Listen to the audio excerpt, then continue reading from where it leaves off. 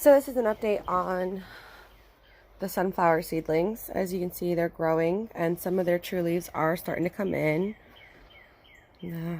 These are not their true leaves. These are just the regular seed leaves. But those little baby ones right there are their true leaves. You can see how they're coming in. And this is why I always talk about how it's super important to make sure that when you're growing the seed that you kind of put it in with the tip down, because it actually grows from the tip and then it slowly spreads open from one of the sides, and leaves will emerge after the root is done.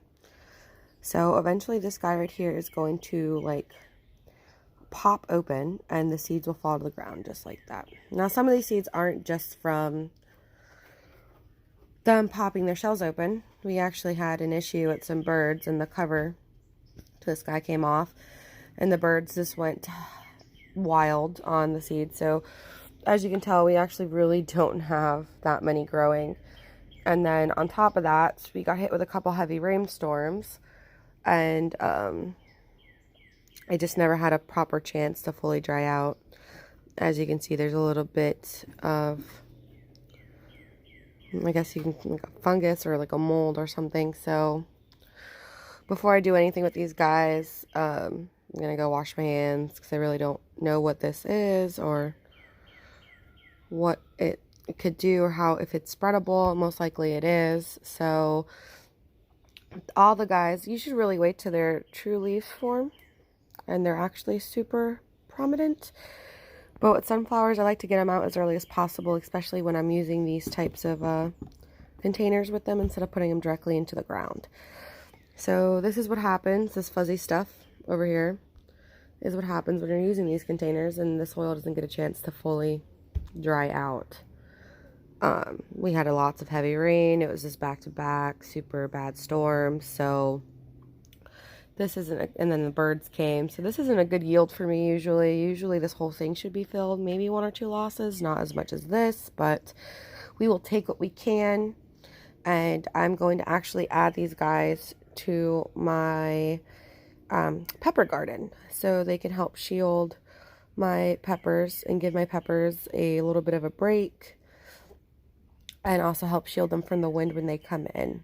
So I'm just going to go ahead and transplant these guys right into the pepper outdoor raised garden bed today, and that's really going to be about it. So I'm hoping that when I do transplant these guys, I'll be able to do this without hurting the plant.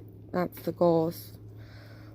See, their roots are pretty good right now. So when you pick these guys up, you just want to kind of pinch just below the soil, just to ensure that you're not going to be breaking off the plant. You kind of want to grab it at its base where the roots are coming out and just kind of gently get them up. So I like it because these little hex pods, I'm able to reuse them versus the actual peat moss pods when you're doing those tiny little discs that fluff up and you put them in the thing. I understand it's a lot easier to grab them with that, but I like that this is reusable and I'm not having to continuously go out and buy new pods. So I just get some new starter soil and go from there. So I'll probably do another video in a week or 2 after I transplanted these guys. Probably not all of them are going to last. The strongest ones probably will. And just kind of go from there and show you guys how, show you guys how they're all doing and stuff in the raised garden bed. So hope everyone's having a great day. I'm really excited to see what's going to grow or not. Bye-bye.